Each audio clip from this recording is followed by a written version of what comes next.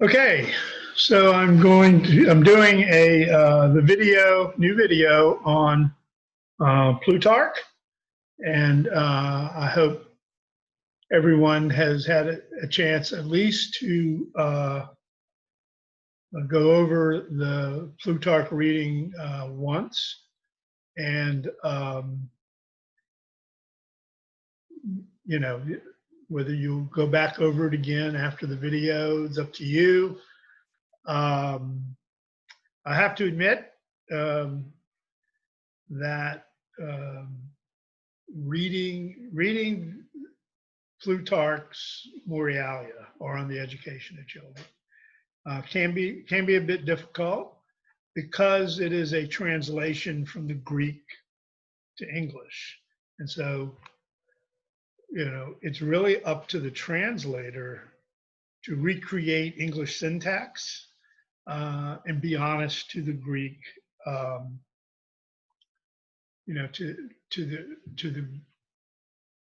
the way the Greek is presented. So Plutarch's a kind of an interesting character from the ancient world.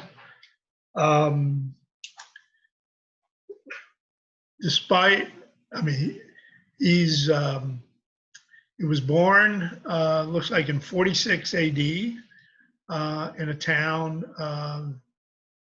near Delphi in Greece. Delphi, of course, is where the Temple of Apollo was, where you would go to have your future told, made famous in the Sophocles play Oedipus Rex. It's where Oedipus is told that he was going to be marrying his mother, et cetera, et cetera.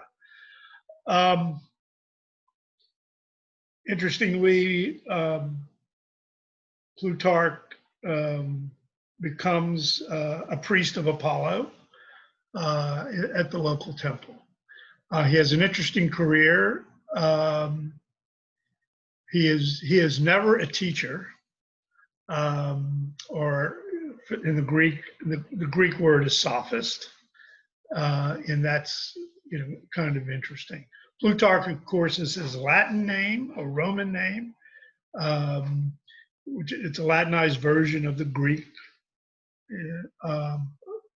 which basically is pronounced similar to Plutarch. Okay. He becomes a Roman citizen later in his life, and is honored with positions as a magistrate, and there's some reports that he was an ambassador. So he was not an insignificant person for his time in his community. He's quite prolific in his writings. It appears that On the Education of Children is a compilation of 2 or 3 letters that he wrote, published as a single piece. We have more than 70 of his works that are still available, more than almost any other ancient writer, which is kind of interesting, considering we're missing things from Aristotle and Plato. We're not sure if we have all of Cicero's, who's a writings, because he was a lawyer that met disfavor in the transition about the same time, where he defended the Republic, attacked the empire, the concept of an empire, and would send off into what is to Dacia, which is present-day Romania, in exile. So, although as you'll read, Cicero plays a key role in the development of Western education. So I'm going to, so it gives you a sense of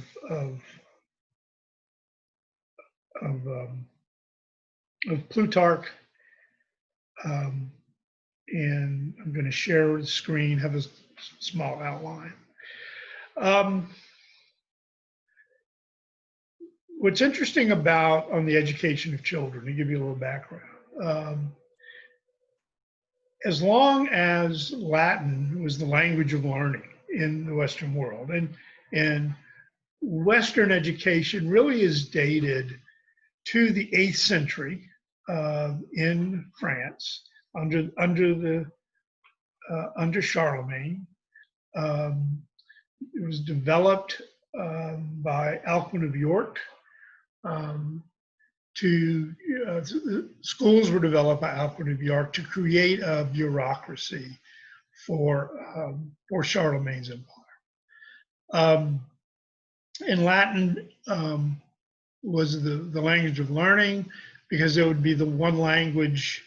Of course, it was the language that priests and other clerics spoke, used in the church, and it would provide a common language across a multilingual empire, and serve the same principles, say, that French or English served for the British or the French empires.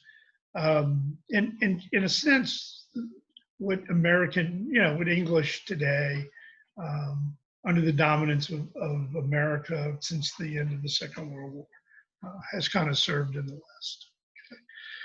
Okay. And what's interesting is the practice in the Middle Ages and into the early modern period, as long as Latin was the language of learning, is students would rewrite ancient works. So in particular, On the Education of Children was rewritten. And they would popularize it using their current situations. So the early Middle Ages, it probably wasn't much different. But as society begins to evolve, as reformers come into the world, then you would use your local situation as the examples. And so they would be similar but different to what Plutarch used. One of the more famous ones for American education is an On Education of Children written by Cotton Mather, who was a leader of the New England colony, before the Revolution, was a teacher at Harvard, and really intellectual and religious leader as well for that period. And of course, his examples were drawn on the education of children, as you would suspect, drawn from the Bible, particularly the New Testament, and it had significant religious overtones, to the point where he ends his work on education of children, saying basically, if you don't educate your child, they are destined to go to hell. It gives you a sense of how Puritans may have understood the importance of education to kind of ameliorate or kind of condition children from their fallen nature into a godly nature, using education. Okay, and we'll talk a little bit more about that in a second. So in the education of children, Plutarch begins by giving parents advice on bringing up children that can be educated. It's interesting how the ancients, although didn't understand it fully, saw the impact of say, fetal alcohol syndrome. Of course, it's a male-centered society, and so The male is blamed for that. We know that it has to do with the mother, who's carrying the child drinking. Let me back up a second. In how do you read this? Because our orientation is not the same as the ancient world, and that Plutarch's talking to fathers about sons, and I think it's easy enough to see that today we would basically talk about parents talking about their students, their children, male and female, and you could apply this equally across the sexes. So don't get too caught up in the language, because I think it's easily translatable. That the use of language like that, it's easily translatable. So as a parent, all of what Plutarch talks about makes somewhat sense, and particularly about who you allow your children to hang out with. He is not a absolute spare the rod, spoil the child. He believes obviously in discipline, but it has to be discipline with a heart. You need to heap praise on your child, so positive reinforcement. We understand that. It's clear that he wants parents to avoid abuse, be it psychological abuse, be it physical abuse. We know today through research that abuse to a child impacts their ability to learn language, and language learning is key to having success in school. Okay, so for me in reading this, I focus on the language learning aspect. That all of his prohibitions, all of his warnings, are really about the types of languages that a child listens to, the types of words, and for that reason. And so, again, the Greeks, and I would say the Romans, understood the importance of this. And it still holds today. So, the unifying factor on the education of children is really about language acquisition. Even the prohibition on using a wet nurse. A wet nurse would typically be a slave or somebody from the lower class, let's say, and so their ability to speak the native language, whether at all, may not be very good. So we have to think about what we, as a father, I know that what do you do when you feed your infant, and you talk to him or her, and you're using language constantly as you feed with a bottle or feed with the breast. So, they're looking at you, and they're listening to you. They're following your voice before their eyes are fully developed. And so all of that is important in early language acquisition. Okay. The other aspect of the warnings about teachers, I'd say, are twofold. Again, one of those has to do with language, particularly if your teacher Um, I mean, teachers, slaves were sometimes teachers. Um, and so you certainly wanted a teacher who spoke well. The other prohibition is that in when we talk about teacher here, we're really talking about, or when Plutarch talks about teacher, we're talking about tutors.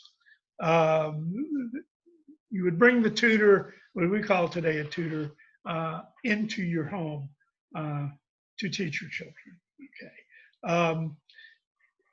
All teachers would be a sophist, called a sophist. And you have there's a ancient writer, Greek writer named Isocrates. He's earlier, probably by 300 years earlier than Plutarch. He's in the same period as, say, Aristotle or even Plato. And he has a famous piece called Against the Sophist, where he's warning parents about tutors, teachers, sophists that are really frauds, that they speak a good game, but they aren't very good. So, this is the concern about who your child's teacher is nothing new in the world. So you always wanted to make sure that the teacher was good. But again, it's about language, and it's about, and we'll get into this in a second.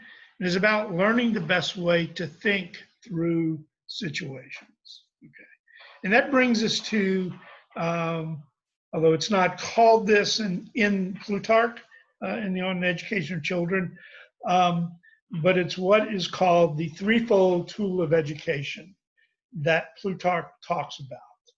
And those three tools, of course, are in Plutarch piece is nature, reason, and use.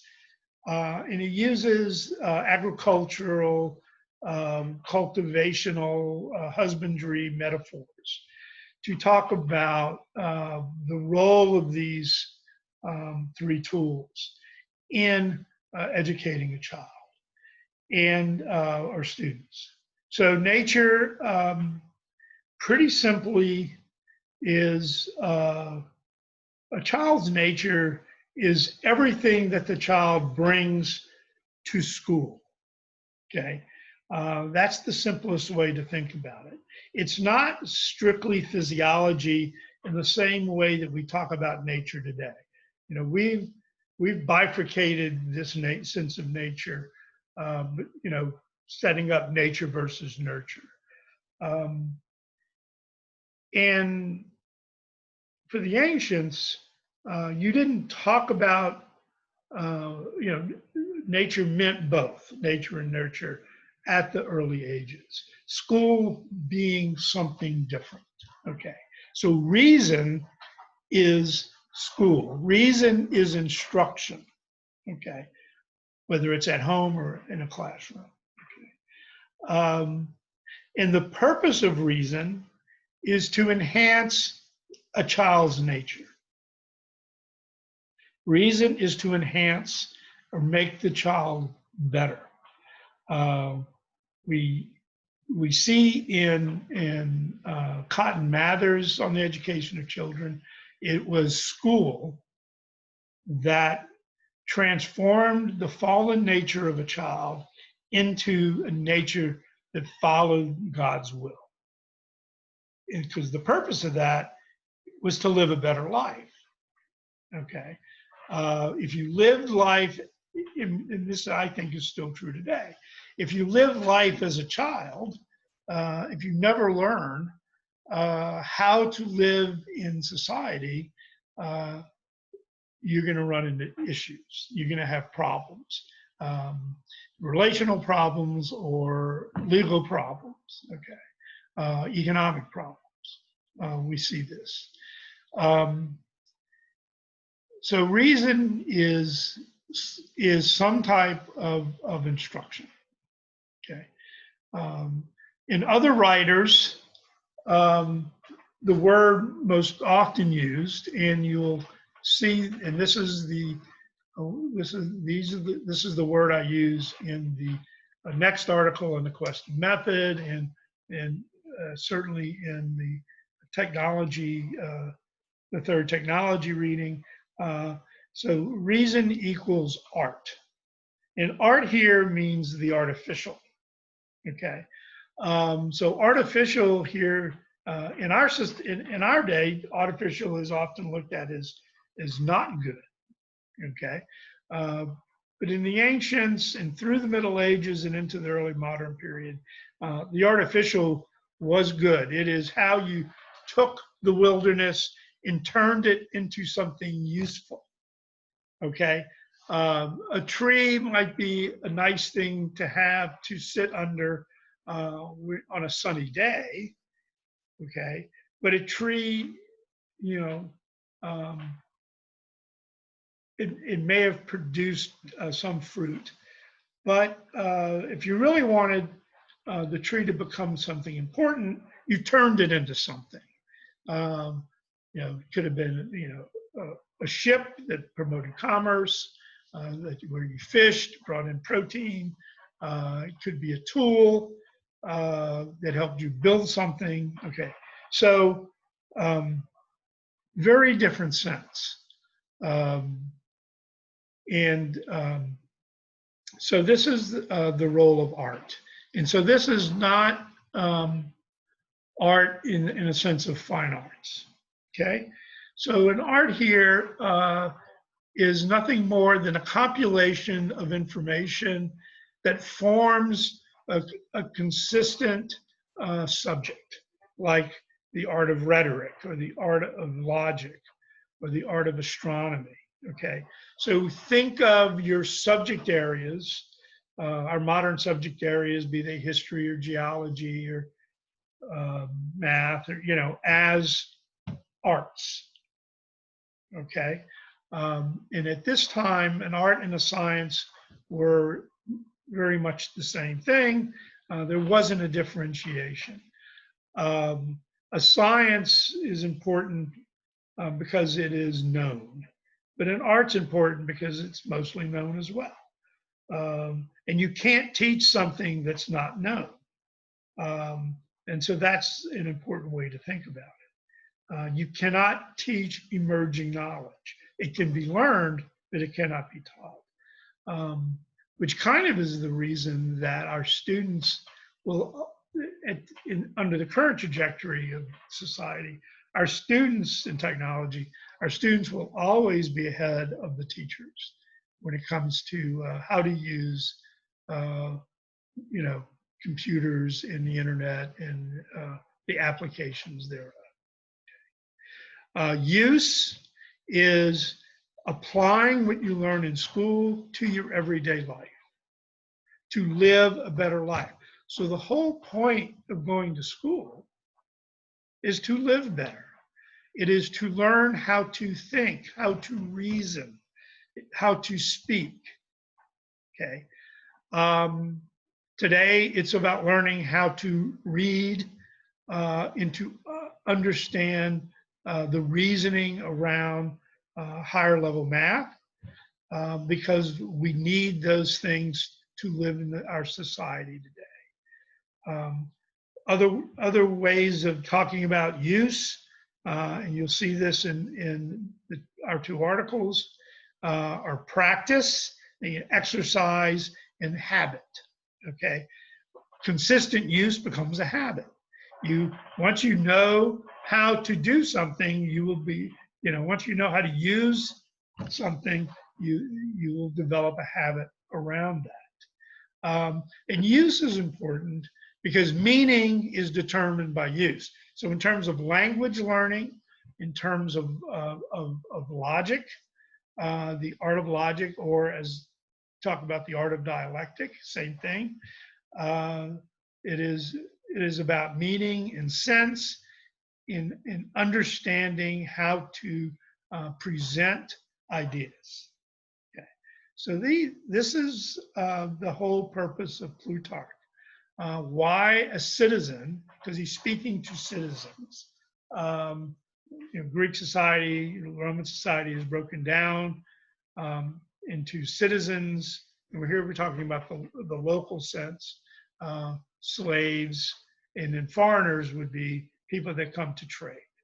The only purpose of a foreigner in a community is to sell you something, okay, from beyond the horizon.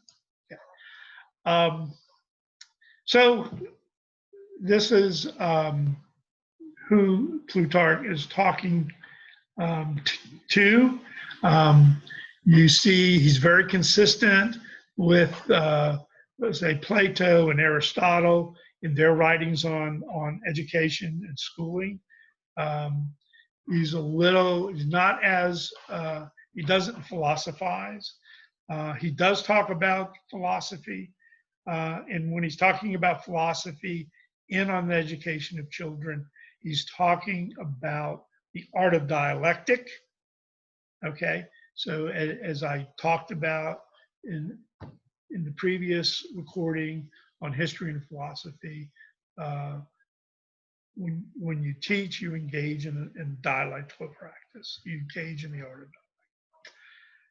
All right, so I hope this helps, and I look forward to reading everyone's gloss. And so I'll end now. Thank you very much.